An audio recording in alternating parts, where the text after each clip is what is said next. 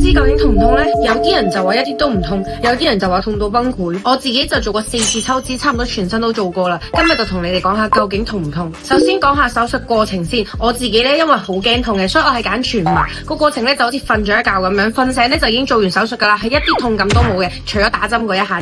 好痛啊！會有唔舒服嘅感覺呢，一般就係做完手術之後嗰3日，麻藥退咗之後呢，就會開始有少少感覺。其實做完手術嘅嗰一日都已經可以輕輕落床行噶啦，而且去到第4日嘅時候呢，痛感已經緩解咗70%噶啦。基本上去到第7日呢，已經同你平時完全唔會有分別。最大感覺呢，其實就係抽隻腳，因為你知啦，隻腳活動係最多噶嘛。我陪過咁多個粉絲啦，就算恢復得慢啲嘅，第8日啦，乜都已經好翻晒噶啦。手術後大約1個月左右啦，身上面嘅瘀啦、腫脹同埋酸痛感呢，基本上就已經全部退晒。2至3個月左右啦，抽脂嘅位置呢，嗰啲硬塊都會慢慢變軟，會越嚟越好睇。都係最多粉絲喺呢個階段同我講，覺得做咗好值得。其實全身麻醉呢，就好似你宿醉咁樣，最多係會有少少頭暈上嘔，唔會有太大嘅唔舒服。順帶一提啦，麻藥嘅反應呢，係決定於你嘅酒量嘅，個人感受僅供參考㗎咋。其實恢復行動自如呢，頭7日至到10日左右就 OK 噶啦。消晒腫啊等等呢，就係1至3個月。但係如果你問之後仲痛唔痛呢，其實基本上過咗頭2個禮拜就唔會再有痛感噶啦。好多粉絲寶寶呢，都同我講過，因為驚痛所以唔敢去做。其實同你哋分享下，我係超級驚痛，